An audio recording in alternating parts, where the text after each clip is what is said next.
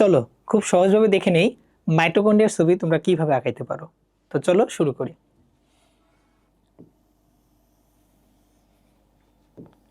তো প্রথমে আমরা প্রকোষ্ঠটা আঁকাই নিলাম, চেম্বারটাকে।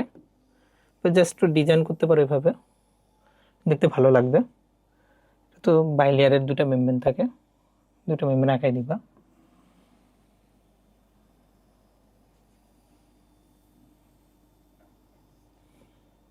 এরপরে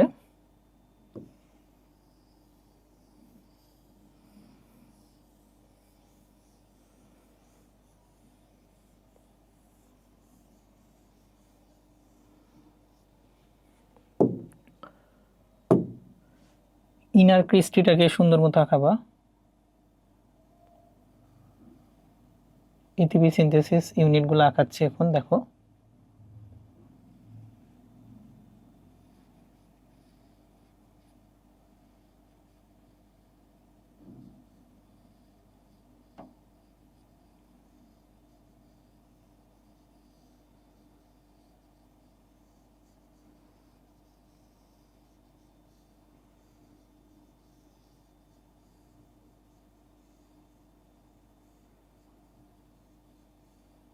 হয়ে গেল আমাদের এটাও। এরপরে ম্যাট্রিক্স আঁকাই দিবা, জাস্ট ফুটা দিয়ে দিবা, দেখো ফুটা দিয়ে দিবা।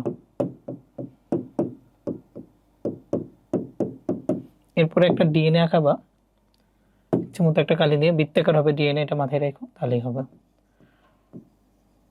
একটা ডিএনএ দিলা, এরপরে হচ্ছে রাইবোজোম দিবা।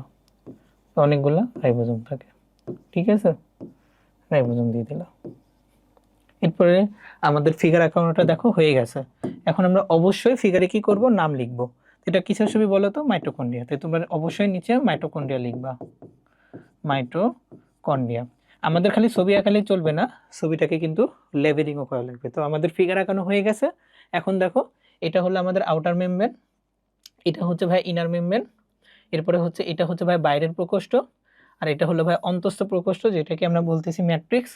এই যে ভাঁজগুলা দেখতেছো সেটা হচ্ছে ভাই ক্রিস্টি, আর এই নীল কালারের গুলো হচ্ছে রাইবোজোম, আর বৃত্তাকার থাকবে ডিএনএ। মনে রাখবা ডিএনএটা হয় সুত্তরেজ। তো এইটাই হচ্ছে ভাই আমাদের মাইটোকন্ড্রিয়ার ফিগার। তো ধন্যবাদ সবাইকে।